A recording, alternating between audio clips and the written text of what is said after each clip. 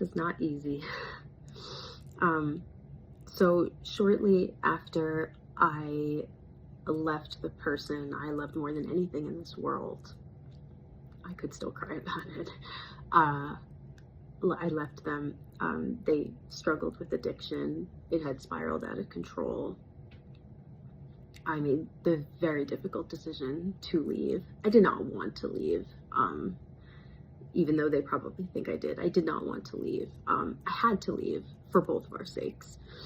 Anyway, shortly after, I met this lovely soul at a concert, random person. We ended up chatting. They told me they were 2 days clean after a relapse. It was day 2.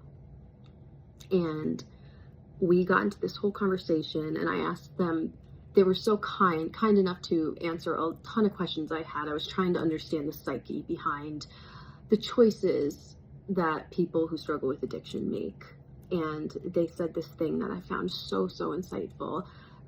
They said, people who struggle with addiction, it's usually for one of 2 reasons. Either they're trying to feel something, or they feel so much, so deeply, they're trying to numb that or turn it off.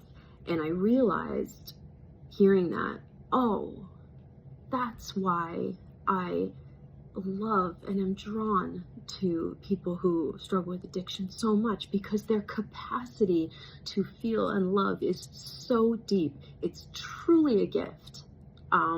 They are some of the most beautiful souls, beautiful people I have ever met in my life, which also makes it very hard to leave them.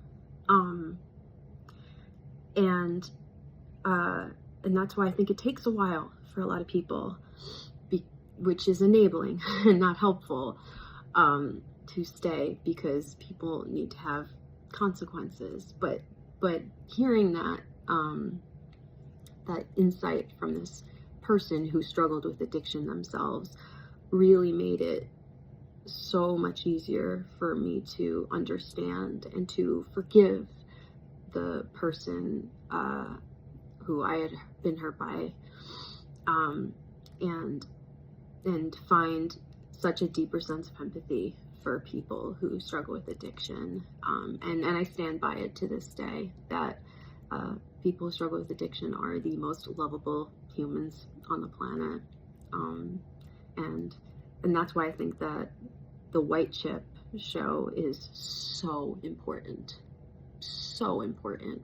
for both people who struggle with addiction and those like me who love those people.